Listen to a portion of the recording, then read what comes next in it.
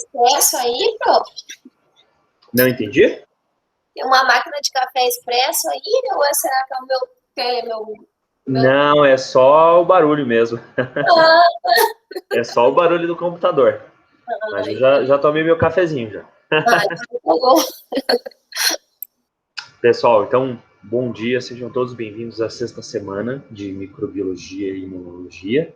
A gente vai hoje continuar do assunto onde a gente parou, que é, a gente iniciou o estudo da imunologia, certo? E hoje a gente vai revisar rapidamente o que a gente falou na aula passada, para hoje a gente avançar um pouquinho nesse assunto, né? Bom, a gente conversou na semana passada um pouquinho sobre a imunologia, é o sistema, o conjunto de células e o conjunto de órgãos do nosso corpo que cuida do combate a ameaças. Todo momento a gente está interagindo com o nosso meio ambiente e a gente está adquirindo produtos que podem prejudicá-lo, né? Então a gente está falando de micróbios que causam doenças, está falando de alimentos, está falando de recursos do ambiente, como insetos, uma picada de uma formiga, ferroada de abelha, pólen, né? Muitos produtos, muitas causas do ambiente podem afetar o nosso corpo. E a gente tem que ter um organismo que se volte contra isso, né? Que reconheça o que pertence e aquilo que não pertence ao corpo, para destruí-lo, caso não pertença. A gente falou que isso é o sistema imune. A professora acabou de falar que existe um conjunto de células que faz isso, né? Essas células são células de linhagens diferentes, não é só um tipo de célula, é um grupo de células que faz isso, e eles são chamados de leucócitos. Leucócitos são células chamadas também de glóbulos brancos, né? São células que são produzidas no interior dos ossos, que é a medula óssea, e são levados para o sangue. Tá? A gente tem, então, um time bem variado de células que faz isso, os leucócitos. Né? E a gente tem, por exemplo, funções distintas ali dentro. A gente hoje vai falar especificamente de cada um dos nossos leucócitos, certo? Bom, a gente falou que o sistema imune, ele cuida não só da defesa do corpo, mas também a gente falou que ele cuida do equilíbrio, né? Reações químicas que tiram ele do equilíbrio por alguma doença, por algum motivo, é o sistema imune que tem que voltar para o padrão, certo? E a gente encerrou a nossa aula na semana passada falando algo muito importante, uma propriedade importantíssima do sistema imune, que é chamado de memória imunológica. O que é isso? Quando as células da imunidade, elas destroem o inimigo, destroem o patógeno, elas vão guardar um plano de luta contra ele. Elas vão ter uma experiência armazenada contra ele. Toda vez que esse patógeno entra no meu corpo, a gente tem uma resposta mais eficiente e mais rápida. Isso se chama memória imunológica. A tendência é sempre que você sobrevive ao encontro com o patógeno, você guardar uma defesa contra ele. E assim, você combate ele de forma tão rápida que você não tem nem sinais clínicos. Né? Por exemplo, todos os dias a gente está entrando em contato com bactérias que você já viu, alimentos que contêm bactérias nocivas que você já enfrentou antes, certo? E você não chega nem a adoecer agora, porque você já tinha um plano contra ele, né? Você já tinha células que adquiriram experiência. Pensa você, por exemplo, você lá no seu trabalho, ou na faculdade mesmo, né? Você, às vezes, já está tão acostumado a desempenhar uma atividade, porque você tem experiência naquilo, que você faz a atividade melhor do que nas primeiras vezes, e você faz mais rápido. Isso quase começa a fazer parte aí do teu instinto, né? Isso é o quê? Isso é memória. Você administra muito bem aquela tarefa, tá? As células de imunidade também fazem isso, tá? Aí você pode perguntar assim, professor, tudo bem, mas tem alguns casos que eu me lembro que não existe isso de memória, né? Por exemplo, a gripe. A gripe, todo ano eu tenho que tomar uma vacina diferente para a gripe, mas todo ano, mesmo tomando a vacina, eu pego gripe. Quer dizer, cadê a memória que você está falando aí? Existem, para todos os casos, exceções. Né? A gente hoje está lidando com duas grandes exceções aqui nesse jogo da memória. Né? Primeiro é a gripe. A gripe é um vírus, a gente vai ver melhor isso na aula de vírus, né? É um patógeno que muta tanto, ele modifica tanto as proteínas de superfície dele, que o nosso corpo forma uma memória contra ele, mas ele forma uma memória voltada para aquele vírus específico. Cada vez que uma pessoa fica com gripe, ela joga novos vírus no ambiente. Então, você ficou com uma memória contra um vírus de 2016, mas 2017 ele já está mutado, certo? Então você tem que, infelizmente, adoecer de novo. A corrida do vírus da gripe contra a nossa memória, infelizmente, você vai estar sempre um passo atrás por isso. Os vírus, eles têm um índice de mutação maior do que a gente consegue formar memória. Por isso que você toma a vacina desse ano, a safra 2021, naquela vacina para gripe desse ano, você vai ter algumas safras. Você vai ter ali o vírus 2020, 2019, mas a safra 2016 também está circulando. E ela não está na vacina. Então, pode ser, sim, que você adoeça. Tá? Parece que, do jeito que o professor está falando, dá a impressão que é muito amadora a coisa, né? Mas não é assim. Existe um cálculo que é feito com as cepas que estão mais frequentes. Então, a tendência é que a maior parte das pessoas não pegue gripe que se vacina. Mas, infelizmente, existem casos que acontecem. Outro caso muito famoso que a gente está vivendo hoje é o coronavírus, certo? Então, o coronavírus, a gente está vendo que algumas regiões do mundo, infelizmente nós aqui também, Brasil, ele está formando novas cepas, inclusive mais patogênicas, transmissão maior. Cepa, por exemplo, que se formou nova combinação que se formou em Manaus, por exemplo, né? Nesse caso, a gente tem um pouco de receio, a gente tem um pouco de medo. Será que a vacina, alguma vacina, vai conseguir pegar a cepa do Reino Unido, cepa nova agora de Manaus? Será que isso vai acontecer? Alguns especialistas dizem que sim, outros falam que não. Talvez vai ser necessária uma modificação da vacina. Enfim, a gente já sabia que dores de cabeça surgiriam quando a gente começasse a vacinar a população. Não é assim uma surpresa, né? Mas não deixa de ser um grande inconveniente, só porque a gente já imaginava o que ia acontecer, certo? A gente vai continuar falando um pouquinho desses pontos sobre imunologia, porque, veja bem, isso é algo muito importante para a gente explicar para nós mesmos e explicar para os nossos clientes, nossos parentes, né? Esse é o tipo de coisa que todo mundo tem curiosidade, né? Quer dizer, tomar vacina para quê? Por que em alguns casos parece que a vacina dá certo e outros casos que não? Uma coisa é certa, as vacinas, da forma como a gente conhece, elas são casos de sucesso, né? Existem doenças, como por exemplo a varíola, que o professor conversou com vocês, né, lá na aula passada, matava milhões de pessoas nos séculos passados. A varíola hoje foi erradicada. Uma doença que matava vários milhões de pessoas por ano não existe mais na natureza. Então, isso graças ao quê? Graças à vacina. Né? A gente tem outros casos também. Em 2014, por exemplo, a gente teve o caso do Ebola, que foi um vírus transmitido por um morcego, da mesma forma que o coronavírus. Um vírus, supostamente, que veio do morcego, né? E ele causa um grande prejuízo na África.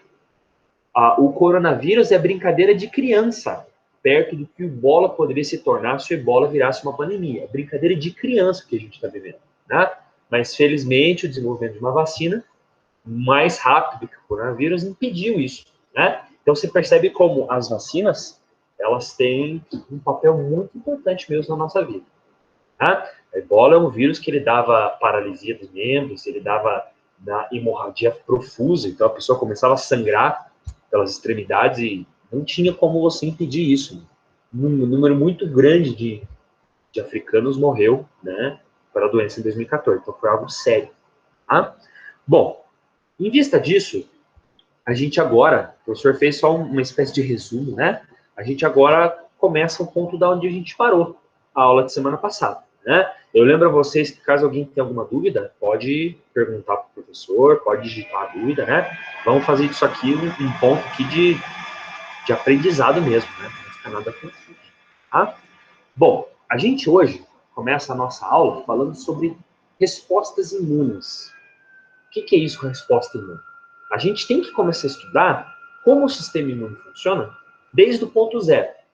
Desde o momento em que um patógeno, um micróbio nocivo, entra no nosso corpo.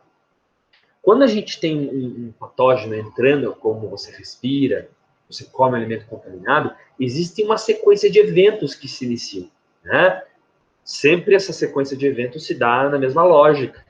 E essa sequência de eventos se chama respostas imunes. Nosso corpo, ele tem duas respostas imunes acontecendo. Tá? Então, aqui, a gente tem um slide chamado de resposta imune que mostra isso pra gente. Tá? Primeira resposta imune, acontece, a primeira coisa que acontece quando uma ameaça entra no nosso corpo, se chama resposta inata, ou imunidade inata. O que é imunidade inata?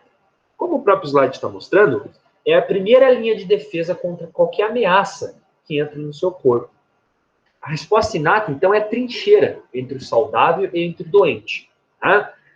A resposta inata, ela é controlada por células que vão fazer parte aqui do nosso sistema imune. É a primeira resposta, então, que você tem contra qualquer coisa. Tá? A imunidade inata, ela é chamada de inespecífica. Por que ela é chamada de inespecífica? Ela sempre vai agir da mesma forma.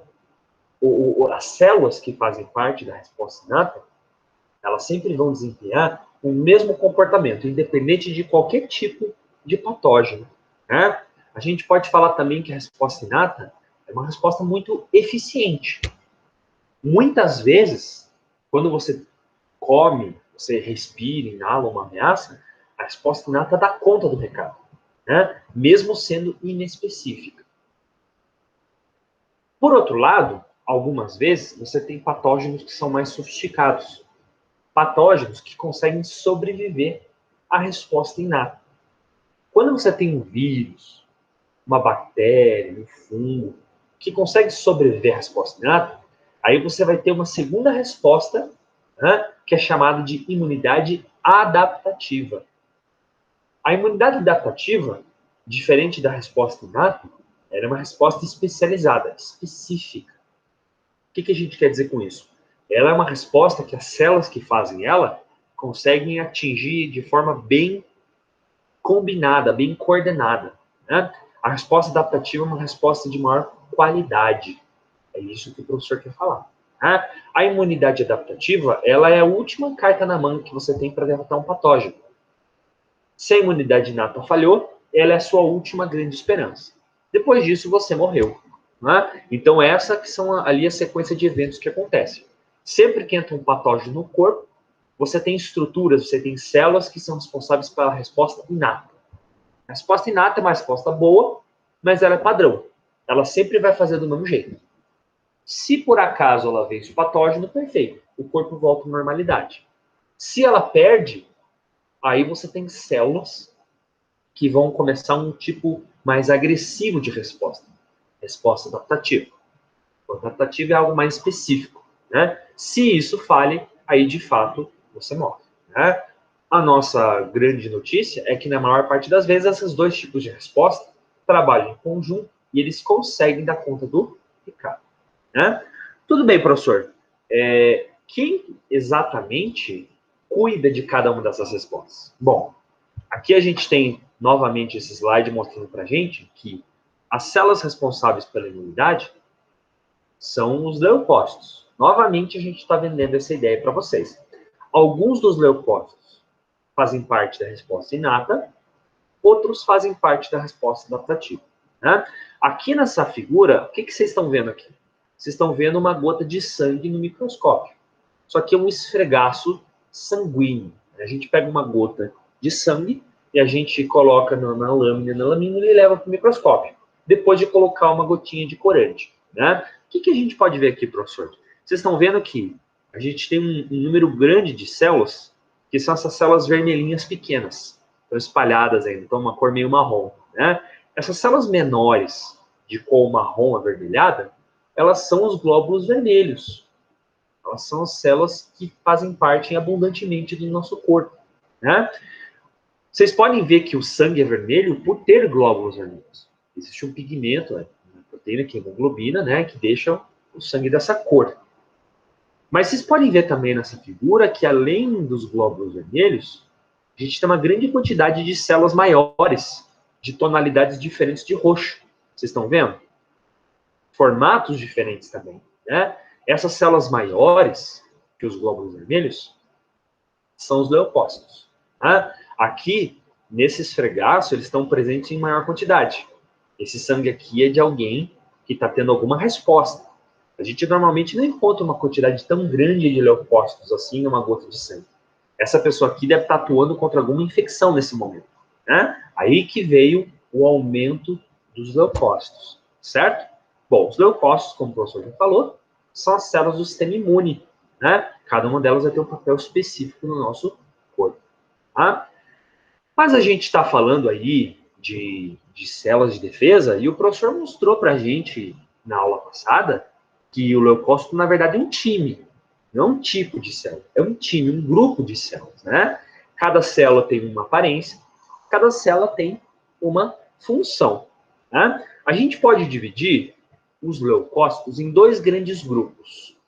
A gente pode dividir os leucócitos em células que têm grânulos no seu interior, como aqui essa fatia de cima, né? Essas células aqui de cima, que o professor está mostrando no slide, são os granulócitos, ou seja, células que têm sacos contendo enzimas no seu interior, né? Você pode observar que essas células aqui que eu estou mostrando, elas têm aspecto de grânulos, várias bolinhas dentro do citoplasma, né? Qual que é o papel dessas células aqui, professor? Essas células vão atuar liberando seus conteúdos quando tem contato com o patógeno, né? Então, a gente tem aqui algumas células como os neutrófilos, os eosinófilos, os basófilos. Tá? Essas células aqui, os granulócitos, elas têm um papel muito importante na resposta inata. A gente vai falar daqui a pouco melhor. Tá?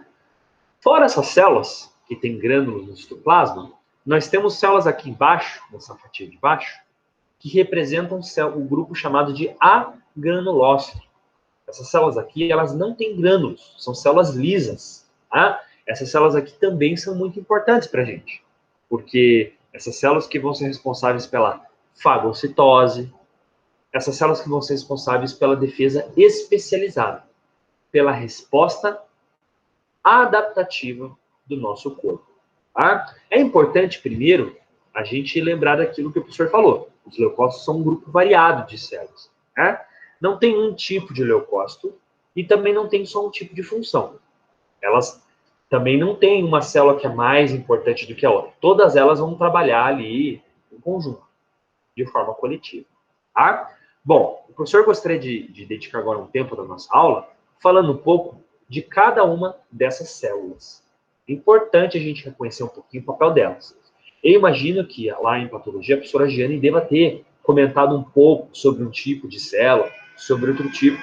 Tá? Talvez tenha ficado um pouco confuso ali na patologia, porque ali ela já está falando de um processo mais geral. Tá? Aqui a gente vai começar a dar nomes aos bois. Talvez fique um pouco mais claro.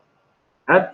Bom, primeiro, a gente vai falar das células que têm grânulos no citoplasma. São os granulócitos, certo? Os granulócitos, então, são células que vão ter um papel muito importante no nosso corpo, tá? Principalmente na resposta inata.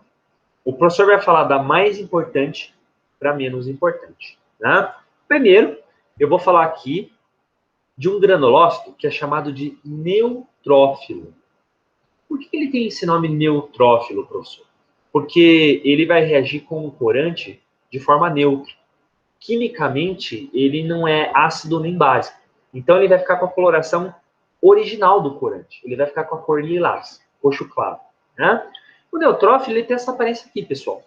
Vocês podem ver que, diferente das outras células, esses granulócitos eles não têm um núcleo redondinho, bonitinho. Né? Você pode ver que o núcleo dele é meio destruído, uma coisa meio amorfa, meio sem formato. Né? Quando a célula, o granulócito fica ativo, quando ele vai começar a trabalhar, o núcleo dele se fragmenta e ele forma esses lobos, esses pedaços.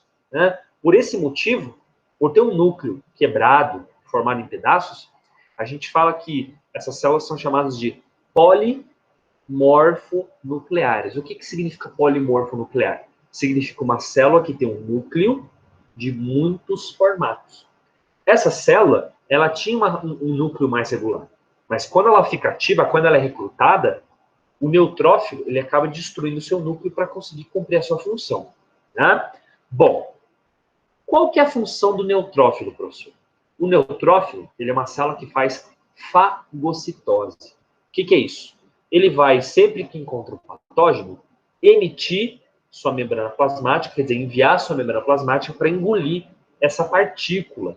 É uma célula que come patógenos. Daqui a pouquinho a gente vai ver um vídeo sobre isso, né? Fagócitos, então, são células muito inteligentes que, ao detectar uma partícula que não tem proteínas que identificam ela como própria do corpo, ela emite pseudópode para comer, né? O neutrófilo é o tipo mais abundante de leucócito que você encontra no sangue. Quando a gente for no laboratório, a gente vai olhar lâminas, por exemplo, de esfregaço de sangue, a gente vai observar que os neutrófilos são as células mais comuns que a gente tem. Então, veja a importância por trás disso. Tá? Professor, Oi, diga. uma pergunta. Essas células, elas são capazes de transformar uma na outra ou elas se destroem? Boa pergunta, né? É o seguinte, essas 3 células, elas tiveram um ancestral em comum. Então, a gente teve um ancestral que veio da medula óssea, que se transformou em uma dessas linhagens, certo? Quando elas estão já na forma madura, uma não vai se transformar na outra, tá? Mas todas elas tiveram uma célula ancestral chamada de célula mieloide. Essa célula mieloide é uma célula jovem que ela estava presente onde? Ela estava presente na membrana, na medula óssea, que é aquela gelatina no interior do sangue que cria células do sangue, certo? Quando a gente precisa recrutar um tipo específico de célula, a gente vai ter o uso de substâncias químicas chamadas de citocinas. A gente vai ver melhor isso para frente. E aí, ela vai se transformar em uma dessas linhagens. Tudo bem? Ok. Mas quando é necessário alguma função específica, você vai ter o recrutamento de células, dependendo da situação, maior população de um, maior população de outro. Bom? Beleza. Obrigada. Imagina, essas células aqui, os neutrófilos, eles são encontrados principalmente em 2 situações. Eles são encontrados quando você tem uma infecção no corpo, principalmente uma infecção bacteriana. Eles são mais voltados para infecções causadas por bactérias. E também quando você tem inflamações, algum evento inflamatório, né? Como o professor Bruno falou na aula passada, inflamação é algum evento, algum fenômeno em que você teve uma destruição de tecido pelo teu corpo. Então, você teve ali uma destruição na pele, no músculo, você teve alguma lesão na articulação e alguma coisa fez com que você precisasse recrutar células para aquela região. Por que você tem que recrutar células para aquela região? Aquela região foi destruída, então você precisa de células de defesa para limpar os destroços, limpar aquele processo. Quem que você chama e chega geralmente em primeiro lugar ali? Os neutrófilos. Por quê? Eles são células abundantes no sangue e eles são recrutados para quê? Para fazer a fagocitose. Daqui a pouquinho a gente vai ver uma figura que vai facilitar para a gente o processo. Né? Muitas vezes, vocês vão reparar, existe um procedimento que a gente faz, que é uma leitura, uma análise do nosso sangue, que é o tal do hemograma, ou o leucograma. Né? Quando você coleta o teu sangue, é possível que a gente faça contagem de células do nosso sangue. Né? O senhor acabou de falar que assim como dá para ver como está o teu sangue no microscópio, a gente também usa esse procedimento para a gente analisar um pouquinho a nossa saúde. É uma forma de diagnóstico que a gente usa. Né? Existe um teste que a gente chama de leucograma. O que é leucograma? É medir a quantidade de leucócitos que apresentam-se no nosso sangue. A gente faz isso geralmente para quê? Para a gente investigar como está a saúde geral do nosso corpo, ou quando a gente desconfia de alguma participação da célula de defesa em algum processo do corpo. Né? Vocês não concordam comigo que se eu tiver alguma inflamação ou se eu tiver alguma infecção bacteriana no meu corpo, vocês não concordam que o número de neutrófilos ele vai estar aumentado mais do que o normal? É assim que funciona. Quando a gente pega, por exemplo, um exame de sangue e a gente percebe que o número de leucócitos ele está acima do normal, o neutrófilo, como o senhor está falando agora, né? Alguma inflamação você tem pelo corpo. Eu vou falar um caso que aconteceu, por exemplo, um aluno de biologia, que ele fez uma cirurgia, certo? Ele era motoboy, né? E ele se acidentou e quebrou o nariz. Daí ele fez uma cirurgia plástica para reconstituir o nariz. Bom, como ele teve uma lesão do nariz, do osso, né? Ele passou por uma inflamação no corpo dele, certo? Ele teve uma destruição de um tecido, mesmo tendo passado pela cirurgia, né? Houve ali uma lesão tecidual, certo? Quando coletaram o sangue dele, ele foi levar o exame, o professor falou assim, professor, eu percebi aqui no meu sangue, no exame de sangue, que eu tenho um número de neutrófilos aumentado. Eu tô com 3 cruzes aqui. Quer dizer, eu tenho uma contagem muito alta de neutrófilos. Por que está acontecendo isso? Eu não fiz a cirurgia, eu não devia estar bem agora? É verdade. Mas ele tem que lembrar que como ele machucou o nariz, você teve uma lesão no tecido. Quando você tem uma lesão de tecido, o que significa isso? Isso significa inflamação, certo? Como você danificou o teu tecido, não é só o cirurgião que consertou o nariz. O sistema imune também consertou o nariz do cara, né? Tentou consertar o nariz. Então ele mandou células que fazem fagocitose para limpar o local que você teve comprometimento. Quando você tem um corte, vamos supor que hoje você se corte, né? Você pega ali um pérfuro cortante sem querer, você se machuca. Você vai enviar neutrófilos para aquela região. Eles vão sair do sangue e vão migrar para o tecido afetado. Para quê, professor? Para fagocitar. Limpar aquela região de bactérias, restos de célula, enfim. Veja a importância dos neutrófilos, né? Mas os neutrófilos não são as únicas células que a gente tem que fazem um processo assim, um processo de limpa, né? A gente tem outras células. Tá? Essa segunda aqui são os basófilos. Por que ele se chama basófilo? Bom, você pode perceber pela coloração dele que ele tem uma cor roxa bem forte, né? Ele é uma célula de caráter básico. Então, ele vai reagir de uma forma química com o corante que torne ele mais escuro que o neutrófilo. Né? Você pode ver que os basófilos eles têm grânulos maiores e grânulos mais escuros, uma cor azul um pouco mais forte. Os basófilos eles vão atuar em duas situações específicas. Eles são células que a gente chama de coadjuvantes. Então, eles não atuam de forma principal, de forma preponderante. Eles vão atuar como parceiros na inflamação, né? Então, ao lado dos neutrófilos, eles vão tentar secretar substâncias químicas para facilitar o trabalho inflamatório, né? Existe uma substância química que é muito importante, que os basófilos liberam, que é chamado de histamina. A histamina tem um papel na inflamação, mas ela principalmente tem um papel na alergia. Os basófilos são células que são chamadas de coadjuvantes da inflamação e coadjuvantes da alergia. O que os basófilos fazem na alergia, professor? Eles secretam uma substância chamada de histamina e que é responsável pelos sinais clínicos que você tem na sua alergia. Né? Quando você come um alimento ou você inala uma partícula que te faz mal, quando você é alérgico àquilo, você tem sinais clínicos. Muitos de vocês já podem ter alergia em algum momento da vida, e vocês tiveram vermelhidão, coceira, dificuldade respiratória, tudo depende do sistema que foi afetado, né? Então, uma pessoa que tem alergia a um produto químico, ela ficou coçando aquela região afetada, ficou inchado, vermelho. Quem faz isso no nosso corpo? Quem desencadeia esses sinais? Algumas células que participam da alergia. Uma dessas células principais são os basófilos, né? Eles secretam histamina e que são responsáveis por esses eventos. Você pensa assim, por que o basófilo fez isso, professor? Ele é uma célula que não quer que a gente fique bem?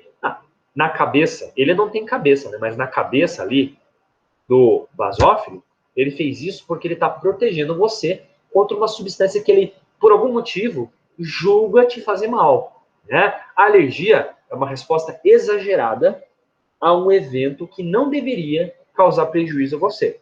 Por questões de estresse, por questões genéticas, por questões de ter um sistema imune inexperiente, como numa criancinha, a gente costuma reagir de forma exagerada a algumas substâncias químicas. Isso se chama alergia. Não deveria, mas teu corpo faz isso. Tá? E o basófilo, infelizmente, tem um papel nisso. Ele tenta secretar substâncias químicas que te dá alguma reação exagerada. Né? Quando uma pessoa tem alergia, ela geralmente procura substâncias químicas que cortam esse sinal. Se o basófilo ele secreta histamina, o que eu vou fazer? Eu vou tomar um antihistamínico. Existem medicamentos que vocês vendem todos os dias na farmácia que são chamados de antialérgicos. Eles são antihistamínicos, ou seja, eles cortam o efeito dos basófilos. Certo, pessoal? E a gente também tem um terceiro tipo. Alguém perguntou alguma coisa? Eu perguntei. Tá me ouvindo? Diga. Pode falar. Os basófilos, no caso, eles causam a reação alérgica ali para demonstrar para o organismo que tem alguma coisa errada, é isso? Os basófilos, eles são o seguinte. Duas células que causam reações alérgicas. Os basófilos e os mastócitos. São duas células que fazem isso, né? O que acontece quando uma pessoa ela ingere uma partícula, uma proteína que dá alergia para elas? Essa proteína, ela vai ser recebida por essa célula, por esse basófilo, né? E ela vai secretar essa substância porque essa substância ela vai aumentar o calibre dos vasos sanguíneos e ela vai aumentar o calibre das células do pulmão, para permitir que você respire melhor, permitir que o calibre do vaso sanguíneo aumenta para deixar mais substâncias químicas passarem ali, né? Mas você tem efeitos adversos a esse fato, né? Você acaba tendo uma resposta, por exemplo, de coceira, de vermelhidão, por você ter colocado ali o teu corpo de forma de alerta, né? A princípio, ele faz isso para que você consiga eliminar essa substância de forma mais rápida, mas isso vem com sinais secundários. Isso vem com prejuízo. Então, a coceira que você tem na pele ou a garganta que fecha quando você come camarão e você é alérgico a isso são sinais adversos que não deveriam acontecer, né? São sinais secundários ali, complicações que resultam por você estar tentando combater essa substância química, essa proteína, certo? Certo. Beleza. Então, pessoal, essa aqui agora é o terceiro tipo, o último tipo de granulócito que a gente tem, né? Eles são os eosinófilos. Eosinófilo tem esse nome porque ele tem um caráter ácido e ele vai reagir de forma ácida com o corante que a gente usa. Ele vai ficar com a coloração rosa-vermelha. Você pode ver que os grânulos dele estão um pouquinho mais voltados para o lado rosa, né? Qual que é o papel dos eosinófilos, professor? Os eosinófilos, eles têm um papel preponderante, principalmente contra a resposta a parasitas, né? Quando o professor fala parasitas, ele está falando aquelas patógenos que você estudou na aula de parasitologia. Vermes, protozoários, né? Essas células aqui, os eosinófilos, eles vão se ligar à membrana desses vermes, desses protozoários, e eles vão liberar substâncias químicas que destroem a membrana desses patógenos, né? Os eosinófilos têm um papel não só importante nas parasitoses, mas também eles têm um papel secundário nas alergias, né?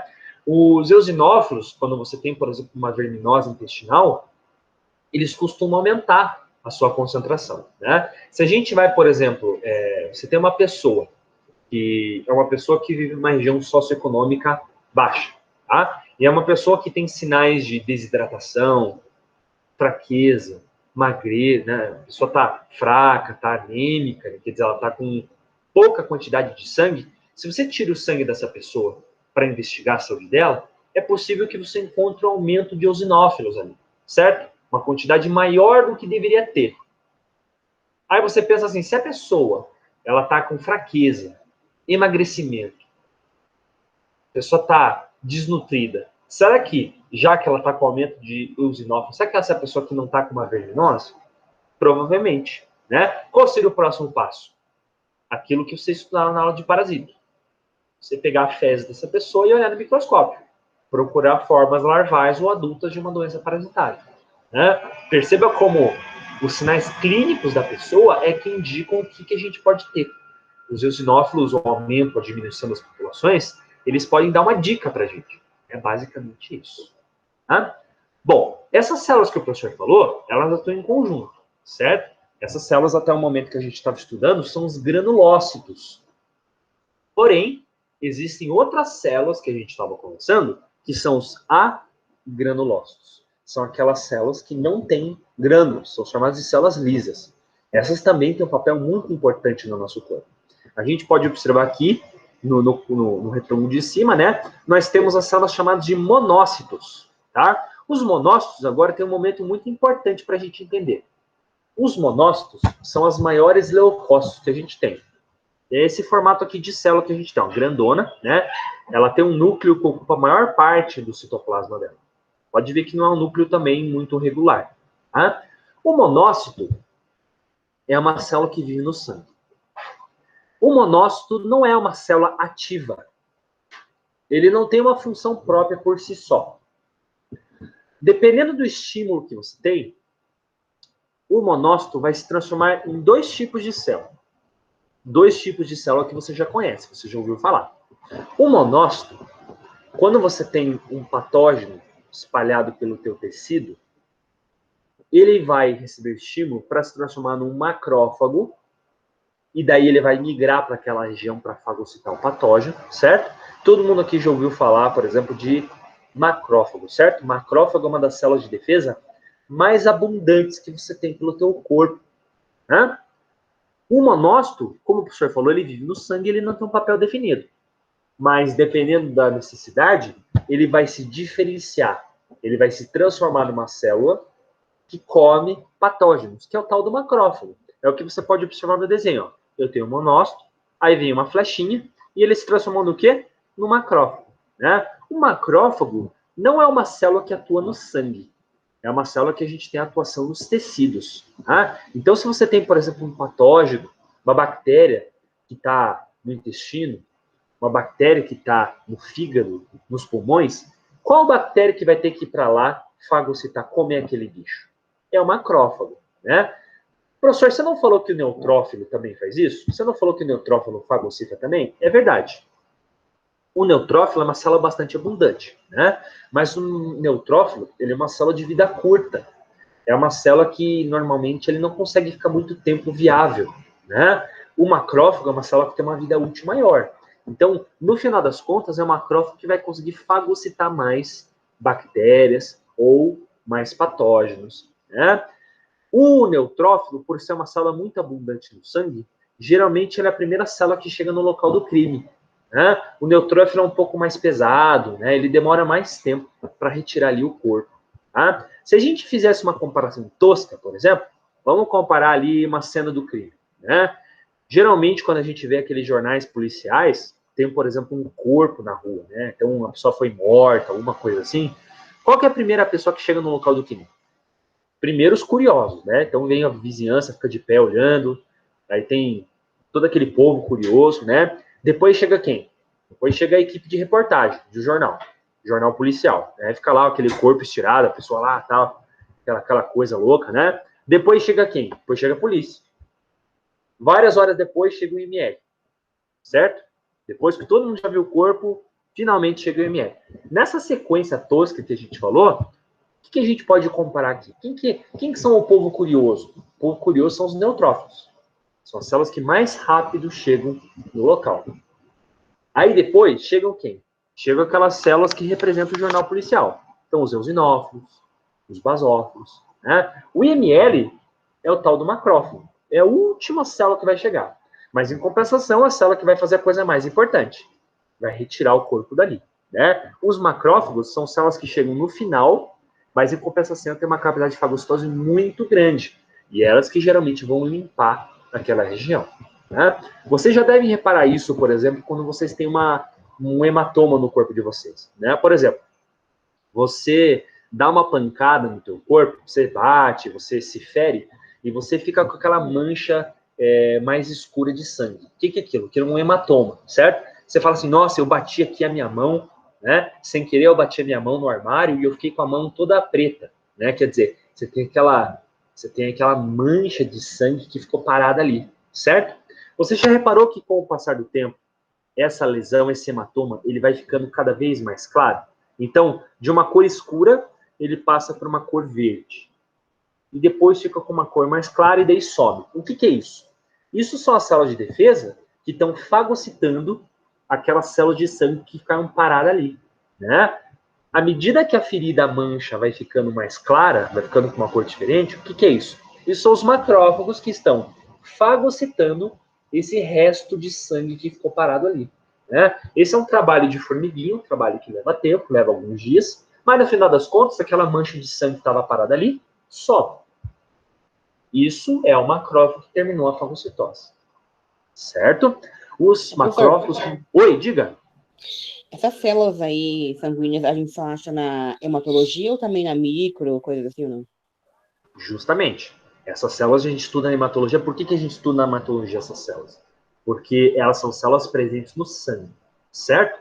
Se elas são presentes no sangue, então elas têm origem do sangue e a gente também estuda em hematologia. Quando você, por exemplo, vai fazer um exame, como o senhor estava falando, né?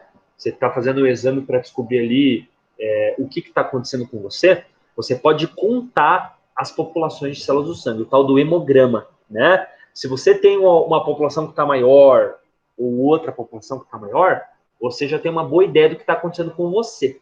Então, você estuda isso tanto na micro, quanto estuda na hematologia. Você vai ver nas duas áreas esses neutrófilos aqui, esses leucócitos aqui, né? Só que assim, até agora o professor falou de células que você encontra no sangue, certo? Neutrófilo, eosinófilo, basófilo. O macrófago você não vai encontrar num exame de sangue. Você não tem contagem de macrófagos no exame de sangue. Por que não, professor? Porque a gente falou que os macrófagos atuam nos tecidos. Para você fazer uma contagem de macrófagos, você tem que fazer uma biópsia. Você tem que fazer um exame que você analisa direto os tecidos e não o sangue. Deu para entender? Os macrófagos não são células que a gente tem uma atuação grande no sangue. Certo? Aos poucos vocês começam a entender a diferença. Tá bom? O professor estava falando que os monócitos, eles são células que vão se transformar em duas linhagens. Uma delas a gente acabou de falar. São os macrófagos. Qual é a outra, professor? As células dendríticas. O que são células dendríticas? Células dendríticas são essas células que a gente pode ver aqui, ó, que elas têm vários prolongamentos aqui, ó, projeções. Parecem tentáculos, parecem galhos que estão saindo da célula, né? Dendro significa dedos, galhos. Então, uma célula dendrítica é uma célula que tem muitos dedos, muitas projeções, parece uma estrela do mar, essa célula aqui, né? O que a célula dendrítica faz, professor? A célula dendrítica, ela fagocita também, mas ela não vai destruir o patógeno. A célula dendrítica é quase como se fosse um coletor de lixo, né? Ela vai coletar o patógeno, mas ela não consegue destruir o patógeno. Ela coleta o patógeno para levar para células especializadas em destruí-lo, certo? A célula dendrítica é uma célula muito boa, porque quando as células básicas do sistema imune, como o neutrófilo, como o basófilo, quando elas não estão dando conta de destruir o patógeno, quem que tem que levar para uma célula profissional para fazer isso? É a célula dendrítica, né? As células dendríticas têm um papel muito importante na vacinação. Quando uma pessoa coloca a vacina no teu braço, né, você tem que levar esse patógeno que estava na vacina para uma célula profissional, para uma célula que faz um trabalho muito bom, né? É a célula dendrítica que vai captar o antígeno que você recebeu da vacina e levar lá para uma célula profissional, certo? Então, a célula dendrítica é uma célula que faz a coleta de patógenos. Ele vai fagocitar, mas não vai destruir. Ele fagocita e leva para as chefes do sistema imune, que é o que o professor vai falar agora, né? Até agora, o professor falou que os leucócitos são um time de células que atuam na defesa, certo? O professor falou que todas as células têm uma importância igual. Na verdade, o professor mentiu, na verdade, só para facilitar para você. Agora a gente fala uma informação importante, né? Desse time de células de defesa, nós temos os generais da imunidade. São as células que têm uma importância muito grande, fundamental para a tua sobrevivência. São as células que são chamadas de generais do sistema imune. Quem que são os generais? Todo o exército tem um grupo de soldados e um grupo de generais, oficiais, que tem uma patente, uma responsabilidade maior, né? Essas células são chamadas de linfócitos. Os linfócitos são os grandes chefes do sistema imune. Por que eles têm uma importância tão grande? Eles são responsáveis pela resposta específica. No comecinho da aula, o professor falou que a gente tem dois tipos de resposta, certo? Resposta inata, que é aquela resposta que é padrão. E a resposta adaptativa, que é uma resposta personalizada. Agora que a gente já entendeu quem são as células responsáveis pela imunidade, a gente pode ter uma boa ideia quem é quem. A resposta inata ela é controlada pelas células que fazem fagocitose. Os neutrófilos, células dendríticas, os macrófagos. Elas são células que estão ali e vão comer o patógeno naquela região. As células que fazem parte da resposta adaptativa, a produção de uma defesa mais específica contra o patógeno, são os linfócitos, os generais da infecção. O professor não vai falar exatamente o papel de cada linfócito hoje. A gente vai falar isso na próxima aula. O que você precisa saber é que a gente tem 3 tipos de linfócitos. O linfócito B, o linfócito T e o linfócito chamado de natural killer. São muitas informações para a gente falar numa aula só e o papel do professor de imuno não é complicar a tua vida. Então a gente não fica falando tudo de uma vez só. A gente vai aos poucos inserindo o conteúdo. Né? O que a gente precisa ver, a gente precisa fechar a aula de hoje, lembrando daquilo que a gente falou no começo da aula.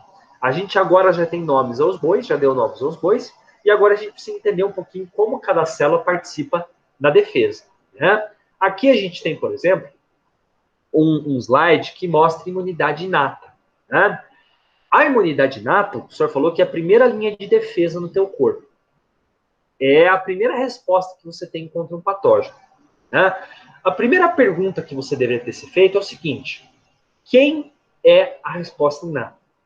Quais são as partes do meu corpo que representam a resposta inata? Bom, eu falo para vocês. É o que você tem de mais externo no teu corpo. Qual que é a barreira mais externa do teu organismo? É a pele e as mucosas. Quer dizer, a pele é o maior órgão que você tem no seu organismo e realmente é a parte mais externa. Né? A pele é esse tecido que você tem que separa o interno do meio ambiente. Né? Quem são as mucosas, professor? As mucosas são as portas de entrada que você tem, são os orifícios que você tem pelo corpo. Cavidade oral, cavidade nasal, cavidade anal, ouvidos, os olhos. São as portas de entrada de substâncias químicas, de alimento, do ar, de produtos externos. Ok, pessoal? Como essas estruturas são as estruturas que protegem você, barreira externa, são elas que têm que proteger você contra tudo que entra pela primeira vez, tudo que começou a entrar nesse momento. Por isso que o professor fala que a imunidade inata é a primeira linha de defesa. Né? Olha só, aqui nesse slide, o que a gente tem aqui nessa foto? A gente tem aqui as camadas da pele. Você pode observar que na camada da pele, nós temos aqui várias coisas que participam da pele. Não só essas camadas de tecido epitelial, mas também aqui abaixo da pele, você tem toda essa trama de substâncias químicas. Né? O que é isso aqui, professor? Você pode ver que aqui você tem uma concentração grande de células de formatos e de cores diferentes, não é verdade? Essas células aqui, pessoal, são células de leucócito, são células do sistema imune e que participam da resposta inata. Quem são essas células aqui? Células que fazem fagocitose. Então aqui você tem neutrófilos, você tem células dendríticas, você tem macrófagos. Você pode observar, por exemplo, que no comecinho da foto, nesse canto superior da foto, você tem aqui essas células laranjas, que tem um formato de estrela, não é verdade? A gente não falou, acabou de falar aqui de um grupo de células que tem formato de estrela do mar, pessoal? A gente não falou que as células dendríticas têm esse formato? Então, você pode observar que logo na superfície da pele, a flor da pele, você já tem aqui um conjunto de células que faz fagocitose. São as células dendríticas.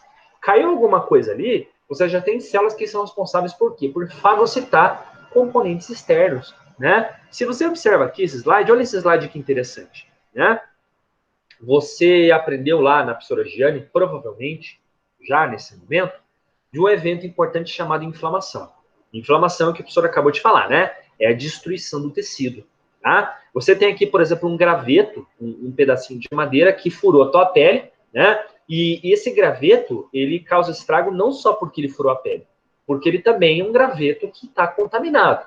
Ele acabou injetando bactérias ali dentro. Né? Esses bastõezinhos verdes que você está vendo aqui são o quê? São bactérias. Né? Bom, o professor não falou que a primeira linha de defesa do teu corpo é a resposta inata? Ele não vai ser voltado contra isso? Ele não vai voltar contra qualquer ameaça que entra de cara no teu corpo? É isso, certo? Quem são as células que fazem a resposta inata? São as células que fazem fagocitose, não é verdade? Então a gente já pode ver de cara, olha só, aqui a gente já tem um vaso sanguíneo, e você tem aqui células de defesa que saem do vaso sanguíneo para ir para o local de ação, não é verdade? Essas células aqui, elas estão fagocitando destroços e fagocitando bactérias que você teve destruídas ali nessa região da pele. Isso é inflamação.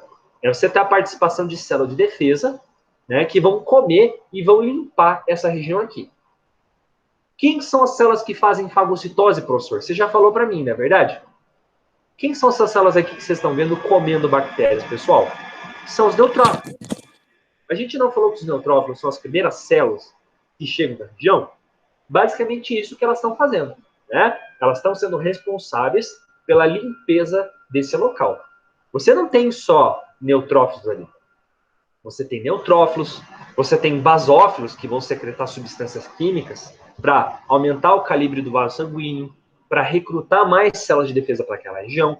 Então a inflamação nada mais é do que uma migração de leucócitos para tentar limpar aquela região, né? A inflamação é um evento que tem a participação da resposta inata.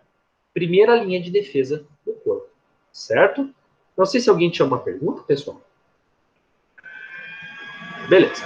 Vamos dar uma olhadinha nesse vídeo aqui para a gente entender um pouquinho como que funciona a tal da fagocitose, né? Olha só, a gente tem aqui um neutrófilo que ele percebeu quimicamente que a gente tem aqui uma bactéria, né? Deixa essa mulherzinha falar e o professor vai falando mais alto, tá? Olha só, você tem aqui células do sangue e a gente tem uma bactéria contaminando o nosso sangue. Neutrófilo, por substâncias químicas, vai migrar atrás dessa bactéria. Parece uma perseguição isso aqui, né? Parece que o neutrófilo tem uma inteligência, mas não é uma inteligência. Isso aqui é uma interação química. A bactéria vai eliminando substâncias químicas e o neutrófilo, como se fosse um detetive, ele vai perseguindo a bactéria. Chega uma hora que ele finalmente encontra a bactéria, ele colocou a bactéria para dentro, digeriu, e o que ele vai fazer agora? Ele vai perseguir a bactéria para novas bactérias no sangue até ele conseguir limpar aquela região. Isso é a fagocitose. Certo, pessoal? Bom, da aula de hoje, o professor já falou muita coisa. O professor não vai começar a falar de resposta adaptativa agora, porque o nosso intuito é entender com calma isso aqui. Não é vencer conteúdo, né? O professor hoje falou os dois tipos de resposta que a gente tem no sistema imune, e o professor também falou sobre os tipos de neutrófilos, de leucócitos, e a função que eles têm no nosso corpo. Vocês não vão entender isso aqui de cara hoje. Vocês não vão sair da aula de hoje já sabendo o nome de todas as células, já sabendo todas as funções. A gente só vai conseguir entender isso aqui com repetição. Na próxima aula, o professor vai repetir novamente a função dessas células, e aos poucos, junto com a aula de patologia, a gente vai assimilando o papel dessas células no nosso corpo, né? A imunologia é uma área complexa para a gente, numa aula de 1 hora, conseguir assimilar o conteúdo. O que a gente fez hoje é um início, é um salto, um grande salto, para que a gente comece a entender aos poucos melhor o sistema imune. Certo, pessoal? Vamos aproveitar esse momento agora para a gente tirar dúvidas, se a gente tiver. Professor, Oi. quando o senhor falou sobre a verminose lá, me veio na memória assim. Desde criança a gente aprende que as vós, as mães sempre dão aqueles desverminantes pra gente. Por exemplo, assim, quando a criança não apresenta, mesmo que a gente não apresente nada, a gente acaba tomando aquele negócio. Isso não acaba desencadeando um problema? Por exemplo, eu não vou enganar aquela célula que eu tô com algum problema e ele acaba desencadeando? A sua pergunta é complexa, né? Então, o que a gente pode falar? É o seguinte, tomar vermífugo é algo importante. Muitas crianças precisam tomar, né? Existe o risco de duas situações. Primeiro, você tomar vermífugo a um ponto que você começa a causar resistência aos vermes. Talvez o professor de parasito tenha falado isso para vocês, né? Se você toma vermífugos de uma forma desnecessária, de uma forma exagerada, mais do que é necessário, com o passar do tempo, você vai selecionando os vermes a ponto deles ficarem resistentes àquilo. Isso é um fenômeno mundial que está acontecendo mais com as bactérias do que com os vermes. mas também está acontecendo com os vermes. Né? Um ponto que a gente tem é o seguinte, essas células que funcionam, que trabalham para parasitoses, elas não funcionam só contra vermes. Né? A gente viu, por exemplo, que elas têm um papel contra a alergia também. Muitas vezes, dependendo da verminose que você tem, o verme pode recrutar tantas células que eles podem causar sinais secundários, sim. Existem, por exemplo, aquelas reações que a gente chama de reação histamínica, né? A pessoa tem uma reação exagerada às substâncias químicas que as células de defesa estão produzindo. Existem vermes que podem causar isso. Por exemplo, o Ancylostoma duodenale, que é um verme que perfura a parede do nosso intestino, ele causa isso. Né? Ele pode causar uma reação anafilática, uma reação química exagerada pela secreção dos produtos. Né?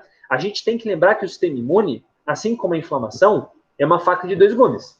O sistema imune, ele quer te ajudar, mas às vezes ele é tão eficiente que ele te prejudica. Então existem muitas doenças que você tem sinais adversos, complicações derivadas de uma atuação muito eficiente do sistema imune. Respondendo à tua pergunta, existem alguns casos que sim, a secreção de células pode prejudicar a gente. Ok, obrigada. Beleza. Mais dúvidas, pessoal? O professor, Oi. na verdade, o meu é só uma curiosidade, assim. O ano passado, eu tive uma reação na minha mão direita. Só a minha mão direita, ela começou a inchar, ela coçava, ela ficava vermelha, e eu cheguei a fazer um monte de exames. Eu fiz um hemograma completo, eu fiz de reumatismo, eu fiz um monte de exames. E não foi constatado nada. Na verdade, o médico nem conseguiu me dar um diagnóstico preciso, assim. Então, né, estudando sobre as células aqui, que desencadeiam uma reação alérgica, se fosse um tipo de alergia, eu teria encontrado esse tipo celular no meu hemograma, certo? Não, sim. Você, Daiane, assim, você pode ter razão, né? Quando a gente desconfia de que a gente tem uma alergia, um exame de sangue não basta, apenas o exame de sangue, né? Existem exames complementares que, para quem confia de alergia, são muito importantes. Eu não sei se você chegou a fazer um teste chamado de teste cutâneo, que você colocou. Não. Teste cutâneo é um teste que você coloca várias substâncias químicas diferentes na pele, você inocula isso abaixo da pele, para você ver quais substâncias químicas podem inchar mais a tua mão. Vou explicar melhor. Você coloca ali a proteína do pólen, proteína do camarão, a proteína do frutos do mar, a proteína do amendoim. Você coloca vários tipos de proteína e você analisa quais dessas proteínas incharam mais a tua mão. Uma pinha que a gente faz, né? Um furinho que a gente faz, cada furinho uma pontinha, e a gente coloca, tipo assim, 30 furinhos na tua pele. O furinho que tiver o maior inchaço, sugere-se que você tem alergia àquela substância química, né? Esse teste cutâneo é um dos testes mais usados para a gente detectar alergias cutâneas nas pessoas, ou alergia pulmonar também, né?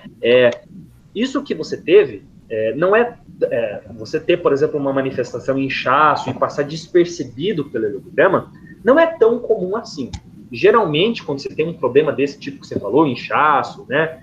É possível que você tenha tido uma flutuação rápida no sangue ou não, tá? O que você teve é sugestivo de um evento inflamatório, né? Talvez você tenha estudado com a aula da professora Giane que a inflamação a gente tem alguns sinais, a gente chama os 5 sinais, né? Então a gente tem dor, calor, tumor, rubor. O que é isso? A região inflamada, geralmente ela fica mais quente, mais inchada, mais dolorida e muitas vezes você perde a função, inclusive. Tá? É possível que você fosse um evento inflamatório. É possível que tenha sido uma alergia. Ou algum outro evento que nenhum nem outro. É provável que seja alergia ou inflamação. Mas como o teste de laboratório não deu resultado, ficou uma coisa meio duvidosa. Né? Que pena. Pois é que eu tenho um histórico familiar de reumatismo. Então, daí, a gente chegou a fazer todos esses exames, mas não deu nada. E, por fim, acabou passando, e eu também não tive uma segunda opinião de um outro médico. Enfim, passou e não deu diagnóstico nenhum.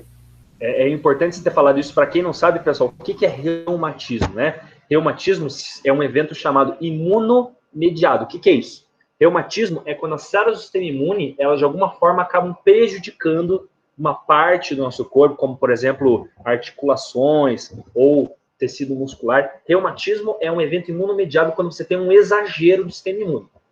Um primo da alergia, mais ou menos isso. Tá? Então, é possível que seja realmente o evento reumático que você teve, né? E que talvez se repita no futuro, principalmente porque você falou que tem histórico familiar. Talvez nunca mais aconteça, né? O sistema imune tem dessas também. Curioso isso, né? Beleza, legal. Mais alguém tem alguma dúvida, pessoal? Tranquilo? Então, observação final, né? Ou é como o professor está falando, essas aulas de imunologia, elas são aulas complexas. A gente não espera sair da aula de hoje sabendo tudo, lembrando tudo. São muitos conceitos que a gente trabalhou. À medida que as aulas foram passando, a gente vai se empoderando mais desse assunto, né? É essa a proposta de imunologia, na verdade. Tá bom? Eu desejo a vocês uma ótima semana, bons estudos, né? Então, tenham uma semana tranquila, se cuidem, isolamento social, né? E a gente se vê na próxima segunda-feira, pessoal. Boa semana. Obrigada. Obrigada. Beleza? Um abraço, até mais. É.